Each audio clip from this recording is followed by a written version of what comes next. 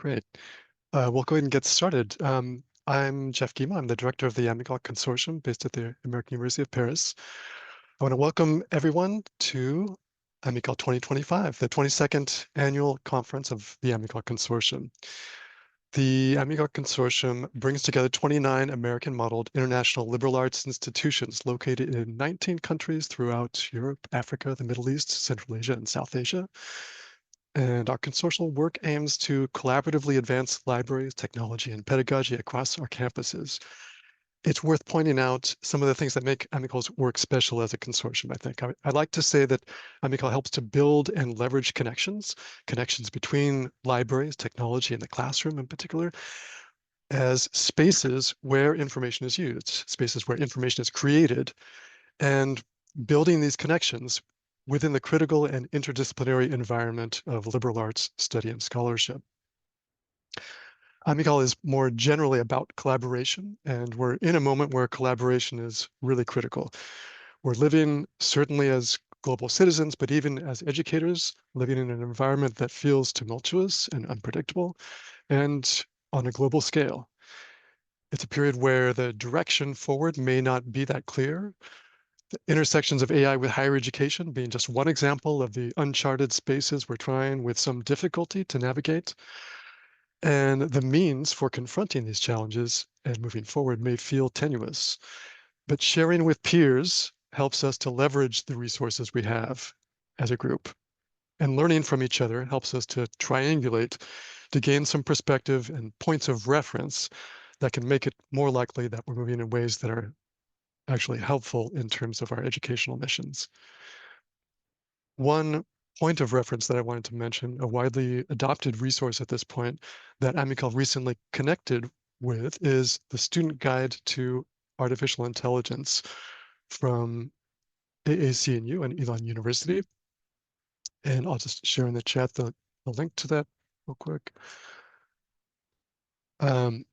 So Hoda Mustafa of American University in Cairo in particular contributed to this guide as a collaborating scholar, but AMICAL's coordinating committee also reviewed, commented, and endorsed this guide. AMICAL was one of the small handful of very respectable endorsing organizations that you'll find at the end of that document, including the American Library Association, EDUCAUSE, NASPA, and the Online Learning Consortium. No guidance related to AI in higher education is going to match perfectly every institution's approach to AI, especially at this early stage. But the document, this student guide, does have some valuable material, and I hope that you'll share it with students and colleagues or adapt perhaps pieces of it for your own purposes, since the content in the guide is freely licensed under a Creative Commons license. AI is just going to be one of the topics over the coming 2 weeks. It'll be a frequent one, but it's not the only topic. And our keynote speakers and our AMICAL colleagues who will be speaking will be sharing ideas about intersections of AI with teaching, learning, and libraries. But we'll also be hearing about digital humanities and pedagogy, library innovations, and teaching writing. As you participate in these talks, workshops, and discussions, keep in mind that each of the 2 sessions for each day will have its own thread posted on AMICAL Connect, our member forum for AMICAL. So for example, here's the thread for the earlier session today on teaching writing. So we'll post the slides and the recordings there, but but you should also use those threads to continue the conversation with colleagues with any additional questions, related ideas, or resources that you'd like to share with colleagues. And then more generally, if you're interested in hearing more about what AMICAL colleagues are doing and thinking in a given area, check out the categories, the different categories on AMICAL Connect, our member forum. And I'll put the link to that in the chat as well. So all of AMICAL's interest groups have their own discussion forum, their own discussion space there, most of which are open to any interested AMICAL member.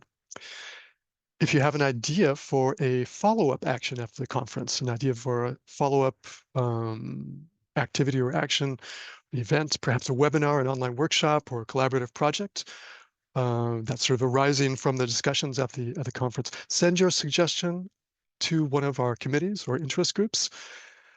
And here is the link to the various communities and groups that we have. And I think I'll just end my part here by saying a few thank yous, since we won't have a formal closing session at the end of the conference. So first of all, thank you to the organizing committee, the main group that has been guiding the design and the organization of the conference as a whole. So absolutely, Alex Armstrong, I'll start with, of the AMICAL Consortium. He's been the chair and the chief organizer of the conference. As also on the organizing committee were Maha Belli from American University in Cairo, and Paul Love from Al Akwain University in Ifran, and myself. And let me say a quick thank you to the program committee as well, who helped to shape the program, in particular through their careful reviewing of the proposals for the sessions. So Alex Armstrong, again, is chair of that.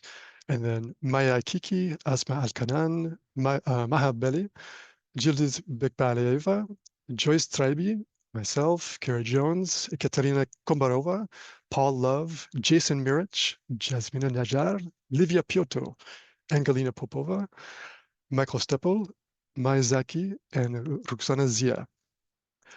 Let me thank the volunteer session conveners, Samar Ad, Maya Kiki, Asma Al-Kanan, myself, Emilia Nakpan, Nikolina Ivanova-Bell, Kara Jones, Paul Love, and Angelina Popova again.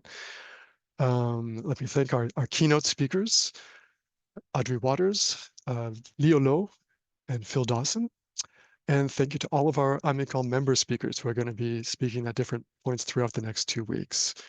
And finally, thank you to our sponsor. So even though this year's event, like every time we do the conference online, it may feel like there's no cost to that.